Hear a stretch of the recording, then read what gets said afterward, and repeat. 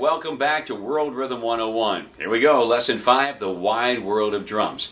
Before we get started with playing the drums, let's talk about some classifications. Some things you should know for picking the best choice for the situation that you're in.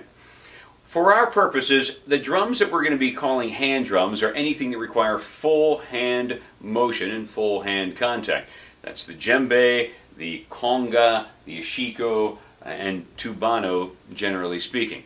This guy, the darbuka, we're going to save him for later, and we're also going to classify him along with the frame drum, because these drums we typically play with our fingers, so we're going to save that for the course called Fingers and Frames.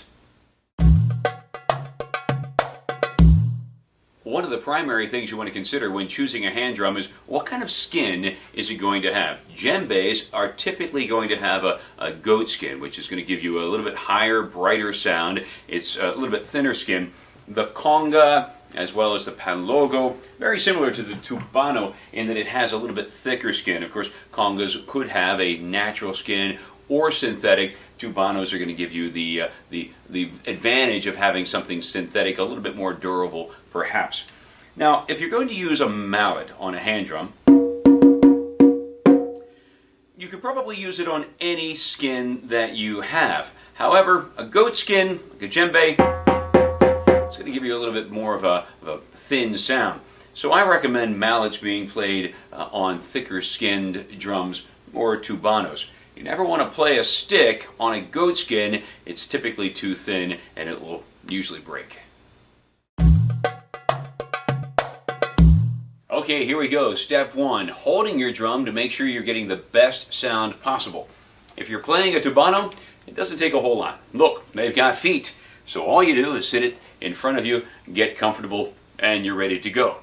There's a little bit more of an interaction that's required with a drum like an ashiko. Generally, here's the rule.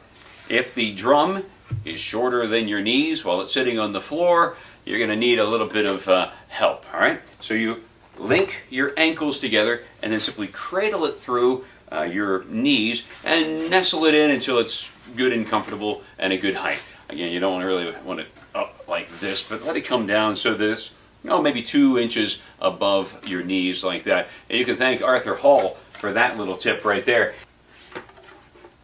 If your djembe or ashiko is taller than your knees, then you simply bring it toward you, flat on the ground, and then tilt it away from you a little bit, letting that sound come out of the bottom, and then simply catching it with your knees like that. Also, a nice note to think about when you're playing a djembe with a natural skin, you might want to look for where that natural spine of the animal was. You can see it on this one a little bit.